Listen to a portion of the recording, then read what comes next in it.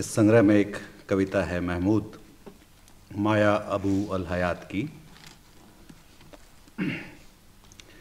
महमूद हमारा बेटा हो सकता था, मैं उसके इस नाम पर ऐतराज़ करती और तुम पारिवारिक कारणों से जिद पकड़कर बैठ जाते।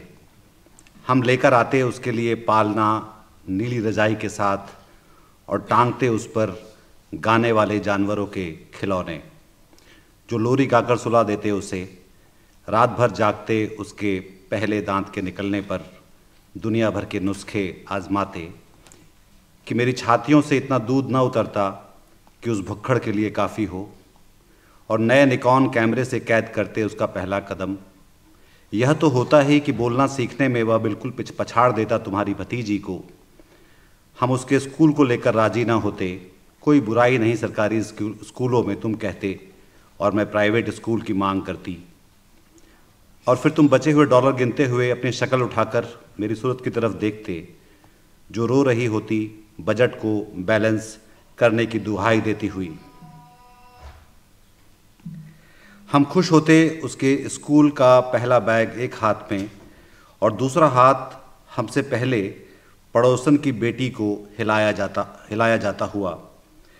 उसकी टीचर उसकी शिकायत करती, जैसा सारी टीचर किया करती हैं, और हम बाद में उसके अंधेपन के लिए कई नाम सोचते, जो देख नहीं पा रही हमारी इकलौती औलाद के जीनियस को। हाँ, हम उसके लिए बैटरी से चलने वाली कार खरीदते, उसके लिए कागज़ का जहाज़ बनाते जो उड़कर ना देता, उसके दांत साफ करते, उसके कॉलर खड़े करते कि वह थोड़ा कूल लगे, और वह तुम्हारे बजाय मुझसे कहीं ज़्यादा प्यार करता, जिसकी वजह मेरी समझ के बाहर होती। तुम्हारी कुढ़न थोड़ी रहस्यमय होने लगती, और जब उसकी आवाज़ बदलती तो वह हम दोनों से नफरत करने लगता और पड़ोसन की लड़की से कहीं ज़्यादा प्यार। फिक्र रात देर तक हमारा पीछा करती, हमारी फुसफुसाहटें हमसे सब्र करने को कहती, जाने दो, और दूर से निगाह रखने को कहती। पर तुम्हारा फ्यूज़ उड़ जाता उसकी पहली सिगरेट पर। लॉन्ड्री रूम में मिली डिब्बी पर उसकी करुण आवाज़ रोक लेती तुम्हें उस पर झन्नाटेदार तमाचा लगाने से। तुम उसे माफ़ कर देते, तुम हो ही कुछ ऐसे।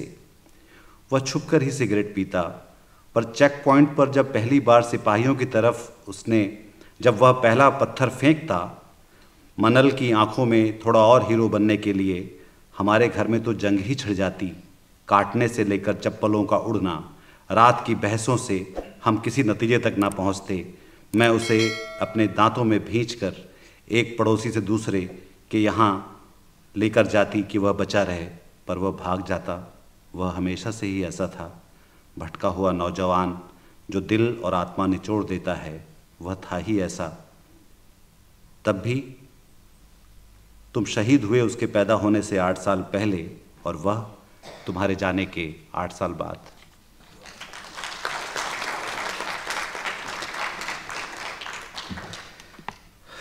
कंधे, नाओमी शियाब ने। बारिश में एक आदमी गली पार करता हुआ धीरे धीरे कदम रखता, 2 बार उत्तर की तरफ देखता, फिर दक्षिण को, क्योंकि उसका बेटा सो रहा है उसके कंधे पर। किसी कार का छपाका ना आ जाए उस पर, कोई कार उसकी छाया के बहुत करीब से न गुजर जाए। वह आदमी दुनिया का सबसे नाजुक सामान लिए जा रहा है, पर उस पर कोई चेतावनी नहीं।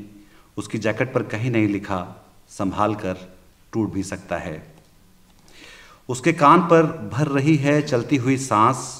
वह सुन रहा है बच्चे के सपने की धुन अपने भीतर में गहरे। हम इस दुनिया में नहीं रह पाएंगे अगर हम वह करने को राजी ना हो जो वह कर रहा है। एक दूसरे के साथ सड़कें और चौड़ी ही होंगी, बारिश कभी भी नहीं रुकने वाली।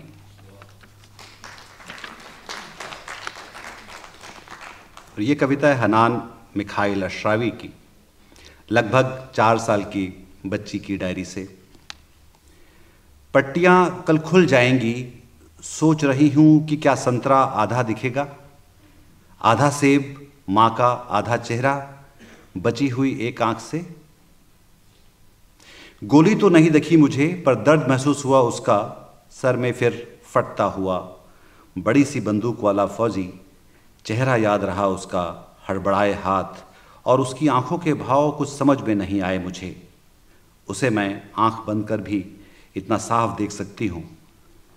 हो सकता है कि हमारे सर के भीतर एक और जोड़ा हो आंखों का, भरपाई करता उन आंखों की जो खो देते हैं हम। अगले महीने मेरी सालगिरह पर मेरे पास कांच की बिल्कुल नई आँख होगी। शायद चीज़ें थोड़ा गोल दिखलाई देंगी और बीच से फैली हुई। मैंने अपने सारे कंचों में झांक कर देखा है, जिससे दुनिया अजीबोगरीब लगती है। सुना है एक 9 माह की बच्ची को भी खोनी पड़ी अपनी आँख। सोच रही हूँ कि क्या मेरे वाले ही फौजी ने उस पर गोली दागी। फौजी जो ढूंढता रहता हो उन बच्चियों को जो उसकी आँख में सीधे देखते हैं। मैं तो बड़ी हूँ, लगभग 4 साल की, ठीक ठाक जिंदगी देखी है मैंने, पर वह तो बिल्कुल बच्ची है। ये आखिरी कविता है एलाम बशारत की, मेरी 16 साल की माँ। क्या कर रही है 80 के आसपास की मेरी माँ इन स्थितियों में, जब कांच के पीछे से देखती है हालात को। बारिश जब रुकती है, वह अपने प्लास्टिक की चप्पलें डाल बाहर निकलती हैं, अपना दुशाला कंधे पर डाले, कमर पर कसी हुई ड्रेस पहन 16 साल की लड़की की तरह पीछा करती बारिश, पत्तों, हवा भरी प्लास्टिक थैलियों का, कि हवा उखाड़ न दे उसकी 10 नीली उंगलियां जो फुहार में नाच रहीं खूबसूरती से। मेरे 90 के आसपास के पिता क्या कर रहे हैं इन स्थितियों में। वह घुसे हुए हैं कंबल में, सोचते हुए कि इन हालात में बिस्तर से बाहर निकलने का क्या फ़ायदा।